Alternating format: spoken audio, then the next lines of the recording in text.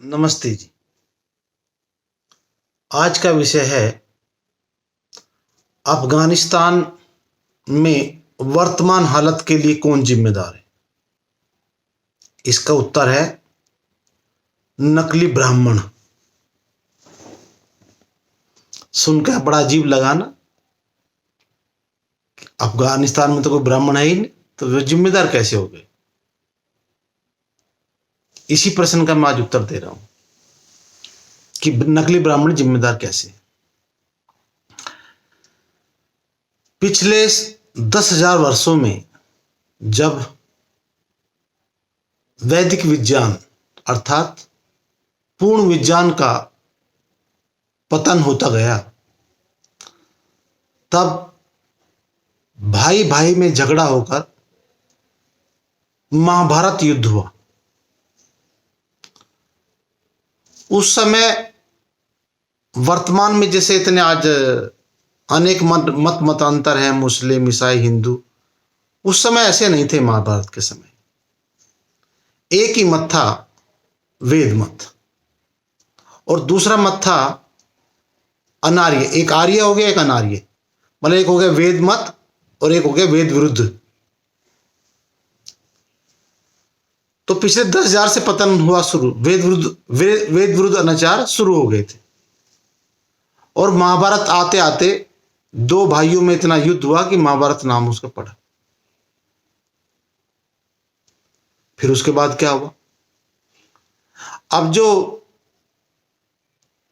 जो धर्माचारी थे वो तो सभी, क्योंकि धर्म युद्ध हो रहा था, युद्ध में सभी वहां गए। और जो कामचोर थे, लंपट थे, वो उस युद्ध में नहीं गए। अब वहां पर सभी योद्धा मारे गए। अब जब ये जो लंपट है, कामचोर हैं, ये उसी तरह प्रबल हो गए जैसे एक थाने में जब थानेदार नहीं रहता है या कोई जवाबदार नहीं रहता है, तो गली मोहल्ले के उस थाने के इलाके से गुंडे मवाली का राज शुरू हो जाता है। इसी तरह जो है ये लंपट जो है, जो कामचोर थे, इन्होंने क्या किया, वेद के नाम से अनेक अनाचार शुरू कर दिए। जो लंपट है इनको मैंने नकली ब्राह्मण बोल रहा हूं। इन्होंने क्या काम करा कि अपने गिरोह बनाए, और उनको गिरोह तो तभी बन सकता है, पहले तो विज्ञान से दूर करना पड़ेगा। यदि विज्ञान पास में है तो व्यक्ति अंधकार में जा ही नहीं सकता, पाखंड में जा ही नहीं सकता। तो इन नकली ब्राह्मणों ने क्या करा, इसको छुआछूत बांट करके जो शूद्र है और स्त्री, उसको बोल दिया ये वेद पढ़ेंगे ही नहीं। जबकि हर व्यक्ति जन्म से शूद्र पैदा होता है और अपने ज्ञान तप के बल पर, अपने पुरुषार्थ पर वो क्षत्रिय, वैश्य, ब्राह्मण बन सकता है। अब इन्होंने क्या काम करा कि जन्म से ही जातिवाद प्रारंभ कर दिया कि ब्राह्मण के घर में जो पैदा हो ब्राह्मण और क्षत्रिय के घर में जो क्षत्रिय। ऐसे इन्होंने परंपरा इन नकली ब्राह्मणों ने शुरू की और छुआछूत फैला दिया। और शूद्र को क्या कह दिया कि तुम वेद पढ़ोगे ही नहीं। शूद्रों से क्यों करा इन्होंने, क्योंकि इनको अपने सारे काम करवाने थे, इनको अपने सभी काम करवाने थे। तो अपना खेत का काम, अपने घर के काम, खुद ने कुछ नहीं करना। और अय्याशी के लिए चाहिए थी इनको हमारी बहन बेटियां, क्योंकि यदि वो पढ़ ली तो वो इनके अय्याशी का वस्तु कैसे बनेगी। तो शूद्रों को भी दूर किया और स्त्री को भी दूर कर दिया, वेद से दूर कर दिया। आज तालिबान क्या कर रहा, वही तो कर रहा है कि कोई भी लड़की स्कूल नहीं जाएगी, कॉलेज नहीं जाएगी, बुरके में रहेगी। वही कर रहा है। जो नकली ब्राह्मणों ने जो जो लंपटों ने जो रीत चलाई थी कि वेद नहीं पढ़ना, स्त्री को वेद नहीं पढ़ना, शूद्र को वेद नहीं पढ़ना, वही रीति चपी चला रही।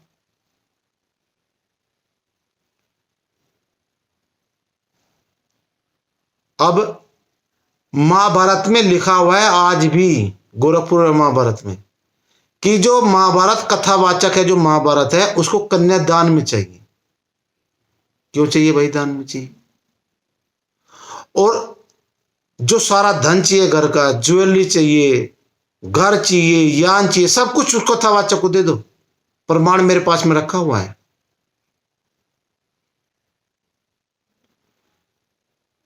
तो जब यह गिरोह बनाए इन्होंने, नकली ब्राह्मणों ने, तो गिरोह बनते ही जो है ना, उसमें से विद्रोह होकर के सबसे पहले जब इन नकली ब्राह्मणों ने वेद को नहीं समझा, आहुति दी किसमें?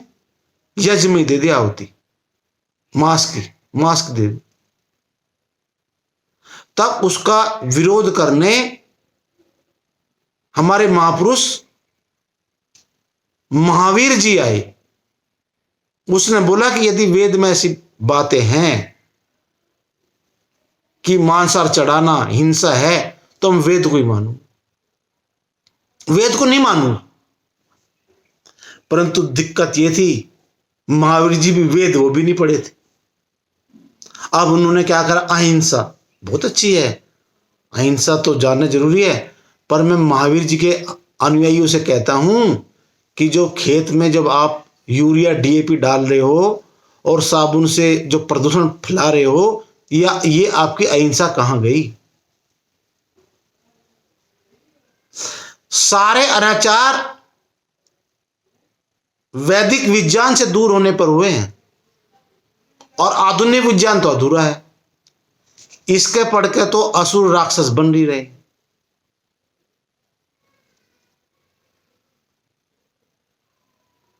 तो जितने भी इस विश्व पर मानव हैं, स्त्री पुरुष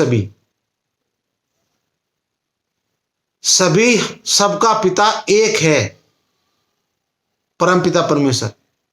उसने कोई अलग अलग नहीं बनाए। जब पैदा होते हैं सबका एक जैसे रहते हैं। इस जन्म के बाद डिवीजन हो रहा है, और जब सबके बाद एक ही इनका विज्ञान है, एक ही धर्म है। धर्म को जानते ही नहीं, धर्म घंटा बजाना।